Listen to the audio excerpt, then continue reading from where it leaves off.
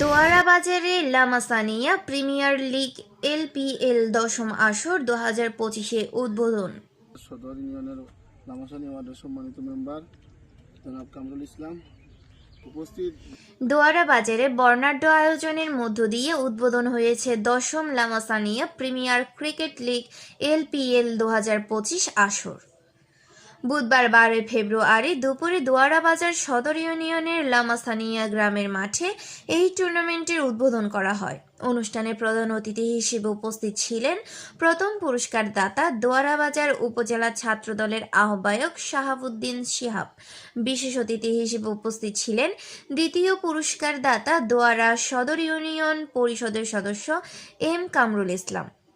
এ সময় দোয়ারা বাজার ইউপি সদস্য কাসাম আলী, দোয়ারা বাজার উপজেলা স্বেচ্ছাসেবক দলের সদস্য নুরুল ইসলাম, দ্বিতীয় পুরস্কার দাতা Nazmul Islam, man of the series দাতা দিলদার মির্জা, এলপিএল পরিচালনা কমিটির সভাপতি আল আমিন, সেক্রেটারি আবদুল্লাহ আল মনসুর ও টুর্নামেন্ট পরিচালনা কমিটির অন্যান্য সদস্যবৃন্দ উপস্থিত ছিলেন।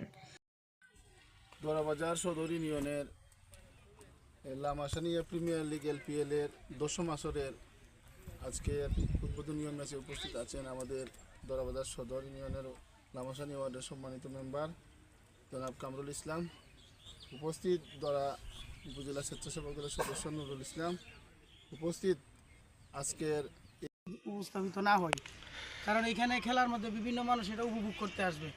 আমি সকলের প্রতি উদাত্ত আহ্বান থাকবো, তোমরা যারা খেলাধুলা করতেছো এটা যেমন শরীরের উন্নতি করে, সময়ের অপচয় করে, এটা যাতে সামাজিকতার দিক থেকে যেন।